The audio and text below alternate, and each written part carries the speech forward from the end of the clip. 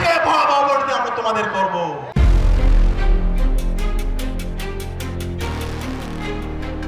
মাথায় নীল হেলমেট, গায়ে সাদা পাঞ্জাবি, এক হাতে লাঠি আর অন্য হাতে উন্মত্ত ইশারা। কে এই ব্যক্তি? জুলাই গণঅভ্যুত্থানের পর যে নতুন বাংলাদেশের স্বপ্ন ছাত্র জনতা দেখেছিল, সেই স্বপ্নে কি তবে ধুলোবালি জমতে শুরু করেছে?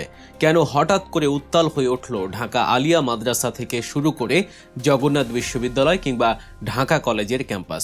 দর্শক, আজকের ভিডিওতে আমরা উন্মোচন করব ছাত্রদল ও ছাত্র শিবিরের মধ্যকার সেই সংঘাতের নৈপথ্য কাহিনী, যা ভাবিয়ে তুলছে পুরো দেশকে। গত মঙ্গলবার বিকেল 5টার পর ঢাকা রাজপথ এক রণক্ষেত্রে পরিণত হয়। বিশেষ করে ঢাকা আলিয়া মাদ্রাসা মোড় এলাকায় যে দৃশ্য দেখা গেছে তা সাধারণ মানুষের মনে ভয়ের উদ্রেক করেছে। ছাত্রদল এবং ছাত্র শিবিরের নেতা কর্মীদের মধ্যে ধাওয়া পাল্টা ধাওয়া আর সংঘর্ষে পুরো এলাকা থমথমে হয়ে পড়ে। কিন্তু এই সংঘর্ষের মাঝে সবচেয়ে আলোচিত চরিত্র হয়ে দাঁড়িয়েছেন যুবদল নেতা রবিউল ইসলাম নয়ন। ভিডিও ফুটেজে তাকে দেখা গেছে ছাত্রদের মিছিলে নেতৃত্ব দিতে, মাথায় নীল হেলমেট আর হাতে জিআই পাইপ নিয়ে। প্রশ্ন উঠছে, ছাত্রদের অভ্যন্তরীণ কোন্দলে কেন একজন যুবদল নেতাকে এভাবে মাঠে নামতে হলো? এটা কি কেবলই সমর্থন, নাকি এর পেছনে রয়েছে দীর্ঘদিনের আধিপত্য বিস্তারের লড়াই? প্রত্যক্ষদর্শীদের ভাষ্য মতে সংঘর্ষের সময় তিনি ছাত্রদলের পক্ষে অগ্রভাগে থেকে নেতৃত্ব দিচ্ছিলেন। কখনো তাকে দেখা গেছে এক স্থান থেকে অন্য স্থানে দৌড়াতে, আবার কখনো মারমুখী ভঙ্গিতে দিক নির্দেশনা দিতে। এই দৃশ্য দেখে অনেকেই প্রশ্ন করছেন, হেলমেট বাহিনী কি তবে আবার ফিরে আসছে? দর্শক, লক্ষ্য করেছেন ছাত্রদলের এই মারমুখী রূপ কেবল আলিয়া মাদ্রাসাতে সীমাবদ্ধ ছিল না। জগন্নাথ বিশ্ববিদ্যালয় এবং ঢাকা কলেজেও একই দিনে পৃথক পৃথক সংঘর্ষের ঘটনা ঘটেছে। এই সংঘাতের মূলে রয়েছে ক্যাম্পাস রাজনীতিতে আধিপত্য বিস্তার। একসময়ের মিত্র এখন একে অপরের মুখোমুখি। জুলাইয়ের বিপ্লবে যারা কাঁধে কাঁধ মিলিয়ে লড়াই করেছিল, ক্ষমতার পালা বদলের পর তারা এখন রাজপথে লাঠি সোঁটা নিয়ে একে অপরকে আক্রমণ করছে। আলিয়া মাদ্রাসা সংলগ্ন এলাকায় যখন উভয় পক্ষের মধ্যে ধাওয়া পাল্টা ধাওয়া শুরু হয়, তখন সাধারণ পথচারীরা দিক বিদিক জ্ঞানশূন্য হয়ে ছুটতে থাকেন। পুলিশ পরিস্থিতি নিয়ন্ত্রণে আনার চেষ্টা করলেও সংঘর্ষের তীব্রতা ছিল অনেক বেশি। এই সংঘাতের প্রেক্ষাপটে জাতীয় নাগরিক কমিটির নেতা নাসিরউদ্দিন পাটোয়ারী অত্যন্ত কঠোর ভাষায় হুঁশিয়ারি দিয়েছেন। তার একটি ভিডিও বক্তব্য সামাজিক যোগাযোগ মাধ্যমে আগুনের মতো ছড়িয়ে পড়েছে, যেখানে তাকে বলতে শোনা যায়, ক্ষমতায় যেহেতু বসছেন, একটু গন্ডারের চামড়া হইতে হবে। তিনি সরাসরি বিএনপি এবং তাদের ছাত্র সংগঠন ছাত্রদলকে উদ্দেশ্য করে বলেন যে যদি সংস্কার বাস্তবায়ন না হয় তবে এই বিজয় টিকিয়ে রাখা কঠিন হবে। আপনাকে পতন করে শেখ হাসিনার মতো উচিত শিক্ষা দিয়ে তবে আমরা বাংলাদেশের যে দ্বিতীয় স্বাধীনতার যুদ্ধ ভবিষ্যৎ মাত্রায় এগিয়ে নিয়ে যাব। নাসিরউদ্দিন পাটোয়ারী সরাসরি তারেক রহমানকে হুঁশিয়ারি দিয়ে বলেছেন, ছাত্রদল যুবদল তো অনেক পরের কথা, তারেক রহমান নিজেও থাকতে পারবেন না যদি সংস্কার বাধাগ্রস্ত হয়। তার এই বক্তব্য স্পষ্ট করে দিচ্ছে যে বর্তমান সরকার এবং ছাত্র আন্দোলনের মূল ধারার সাথে বিএনপির একটি বিশাল দূরত্ব তৈরি হয়েছে। নাসিরউদ্দিন পাটোয়ারী আরও বলেন, প্রশাসন যদি শান্তি বজায় রাখতে ব্যর্থ হয় তবে সাধারণ মানুষই নিজেদের নিরাপত্তার দায়িত্ব নিতে বাধ্য হবে। তার এই নিজেদের দায়িত্ব নেয়ার ঘোষণা কি দেশে আরও বড় কোনো অরাজকতার ইঙ্গিত দিচ্ছে? তিনি প্রশ্ন তুলেছেন, শিবির যখন আক্রান্ত হচ্ছে বা গুলিবিদ্ধ হচ্ছে তখন প্রশাসন কেন নিশ্চুপ?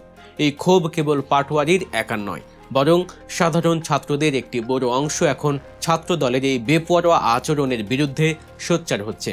অন্যদিকে ছাত্র শিবিরের পক্ষ থেকে ডাকসু ভিপি সাদিক কায়েম ছাত্র দলের এই আক্রমণাত্মক ভূমিকার তীব্র নিন্দা জানিয়েছেন। সাদিক কায়েমের মতে ছাত্রদল অতীতের ফ্যাসিবাদী কায়দায় ক্যাম্পাস দখলের চেষ্টা করছে, এমনকি জগন্নাথ বিশ্ববিদ্যালয়ে আহত ছাত্র শিবিরের নেতাকর্মীদের হাসপাতালে চিকিৎসা নেয়ার সময়ও তাদের উপর হামলা করার অভিযোগ উঠেছে। সাদিক কায়েম স্পষ্ট করে বলেছেন, জুলাই বিপ্লবের 2 বছর পূর্ণ হতে না হতেই ছাত্রদল তাদের পুরনো চেহারায় ফিরে গেছে এবং তারা অতীত থেকে কোনো শিক্ষাই নেয়নি। তার মতে চাঁদাবাজি, টেন্ডারবাজি আর হল দখলের রাজনীতি বন্ধ না হলে ছাত্র জনতা আবারও রাজপথে নামতে বাধ্য হবে। সাদিক কায়েমের এই বক্তব্য জুলাইয়ের বিপ্লবোত্তর সংহতির উপর একটি বড় আঘাত হিসেবে দেখা হচ্ছে। পুরো ঘটনাটি বিশ্লেষণ করলে দেখা যায় এখানে দুই পক্ষ দুটি বিপরীত মেরুতে অবস্থান করছে। একদিকে জুলাই আন্দোলনের আলোচিত মুখ নাহিদ ইসলাম, আসিফ মাহমুদ, সার্জিস আলম কিংবা নাসির উদ্দিন পাটোয়ারিরা, যারা এক প্রকার সিস্টেম চেঞ্জ বা আমূল সংস্কারের কথা বলছেন, তারা চান নতুন ধারা রাজনীতি। অন্যদিকে রয়েছে বিএনপি এবং তাদের ছাত্র সংগঠন ছাত্রদল, যারা দীর্ঘ 16 বছর পর ক্ষমতায় এসেই নিজেদের শক্তিমত্তা এবং আধিপত্য প্রমাণ করতে মরিয়া হয়ে উঠেছে। এই দুই শক্তির মধ্যকার এই আদর্শিক ও ক্ষমতা দ্বন্দ্বই এখন রাজপথের সংঘর্ষে রূপ নিয়েছে। রবিউল ইসলাম নয়নের উপস্থিতি এই বিতর্কে ঘি ঢেলেছে। ভিডিও ফুটেজে দেখা গেছে তিনি শুধু উপস্থিতি ছিলেন না, বরং রণকৌশল ঠিক করে দিচ্ছিলেন। কেন এই হেলমেট ব্যবহার? আমাদের মনে পড়ে যায় আগের সরকারের সেই হেলমেট বাহিনীর কথা, যারা সাংবাদিকদের উপর এবং সাধারণ ছাত্রদের উপর বর্বর হামলা চালিয়েছিল। এখন আবার একই কায়দায় মাথায় হেলমেট পরে মাঠে নামাকে তবে নতুন ফ্যাসিবাদের ইঙ্গিত।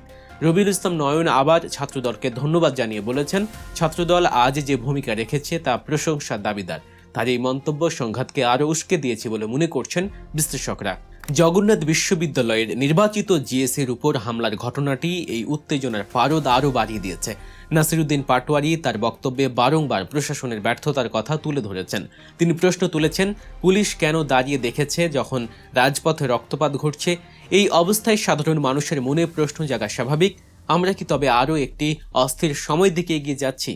যে স্বাধীনতার জন্য শত শত মানুষ প্রাণ দিল, সেই স্বাধীনতা কি কেবল একটি ছাত্র সংগঠনের আধিপত্যের কাছে জিম্মি হয়ে পড়বে?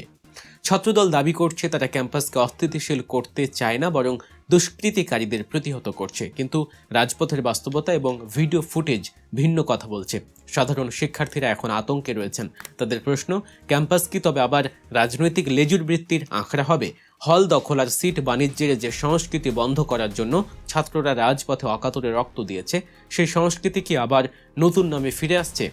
নাসির উদ্দিন পাটোয়ারির বক্তব্যটি ছিল অত্যন্ত আবেগময়ী এবং একই সাথে আক্রমণাত্মক। তিনি সরাসরি বলেছেন যে নাসির উদ্দিন পাটোয়ারিকে কেউ পকেটে নিতে পারবে না। তার এই আপোষহীন কণ্ঠস্বর কি বর্তমান সরকারের জন্য কোনো বার্তা? কারণ নাহিদ, হাসনাতরা এখন ক্ষমতার সাথে যুক্ত, অন্যদিকে পাটোয়ারিরা মাঠ পর্যায়ে কাজ করছেন। এই বৈষম্য কি আন্দোলনের ভেতরে কোনো বিভেদ তৈরি করছে?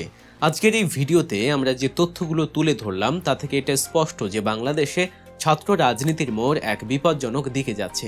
আধিপত্যের লড়াই পিষ্ট হচ্ছে সাধারণ ছাত্রদের স্বপ্ন। হেলমেট বাহিনীর ফিরে আসা কিংবা রাজপথে লাঠিসোঁটা নিয়ে মহড়া দেয়া কোনোভাবেই একটি গণতান্ত্রিক বাংলাদেশের লক্ষণ নয়। নাসির উদ্দিন পাটোয়ারির সেই বিতর্কিত মন্তব্য এবং রবিউল ইসলাম নয়নের হেলমেট পরে উপস্থিতি, এ বিষয়গুলো এখন জাতীয় তর্কের বিষয়ে পরিণত হয়েছে। দর্শক, আপনারা কি মনে করেন, ছাত্রদল এবং ছাত্র শিবিরের এই মুখোমুখি অবস্থান কি দেশের জন্য মঙ্গল বয়ে আনবে, নাকি এর মাধ্যমে তৃতীয় কোনো পক্ষ ফায়দা লুটবে? তারেক রহমানের উদ্দেশ্যে নাসির উদ্দিন পাটোয়ারির সে করা বার্তা এবং সাদিক কায়েমের ফ্যাসিবাদ বিরোধী অভিযোগ, এই বিষয়গুলো আপনারা কিভাবে দেখছেন? আপনাদের মূল্যবান মতামত আমাদের কমেন্ট বক্সে জানাবেন। বাংলাদেশের রাজনীতি এবং সমসাময়িক খবরের সঠিক ও বস্তুনিষ্ঠ বিশ্লেষণ পেতে আমাদের সাথেই থাকুন। ভিডিওটি ভালো লাগলে লাইক দিন এবং বন্ধুদের সাথে শেয়ার করে আলোচনার সুযোগ করে দিন। এরকম আরও ভিডিও পেতে আমাদের চ্যানেল গল্প নিউজ এখনই সাবস্ক্রাইব করুন এবং বেল আইকনটি চেপে দিন, যাতে নতুন কোনো ভিডিও আপলোড হওয়া মাত্রই আপনি নোটিফিকেশন পেয়ে যান। দেখা হচ্ছে পরবর্তী ভিডিওতে। ততক্ষণ পর্যন্ত ভালো থাকুন, সুস্থ থাকুন, রাজনৈতিকভাবে সচেতন থাকুন। আল্লাহ হাফেজ।